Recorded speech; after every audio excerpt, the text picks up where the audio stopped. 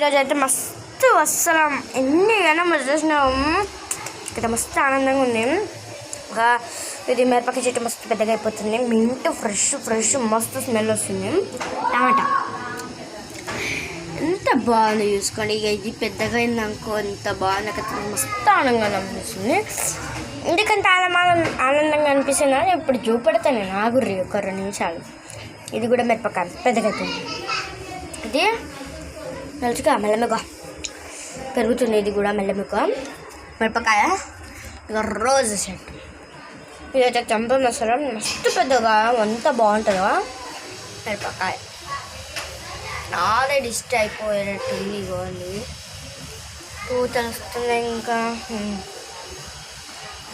మిరపకాయలకు మస్తు ఆనందంగా అనిపిస్తుంది. ఇక పూత వచ్చేసింది.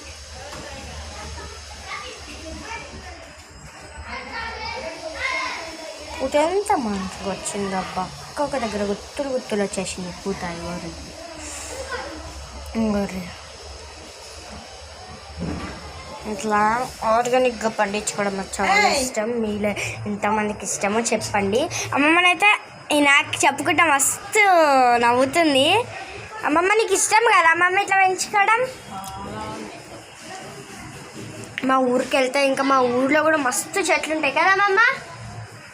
మస్తు చెట్లు ఉంటాయి మా ఊర్లో కూడా. ఊరికి వెళ్తే ఖచ్చితంగా చూపెడతా అవి. ఇంకా మా టెర్రస్ పైన కూడా మేము ఇంకా ప్లాంట్స్ పెట్టుకోవాలనుకుంటున్నాం. మమ్మీ కుండీలు తెస్తుందంట. కుండీలు అయితే ఆల్మోస్ట్ పడేసినాం మేము. అప్పుడైతే మేము ఏమనుకున్నాం, ఈ కాకరకాయ మస్తు పంటలే కదా తీసేద్దామని అన్నది అమ్మమ్మ. అవి మంచిగా పెరుగుతున్నాయి అన్నప్పటి నుంచి. అబ్బా అంతా బాగా నాకైతే చాలా ఇష్టం ఫ్రెండ్స్ నాకు ఇట్లా చేసుకోవడం. మీకు ఇష్టం అంటే కామెంట్లో చెప్పండి ప్లీజ్.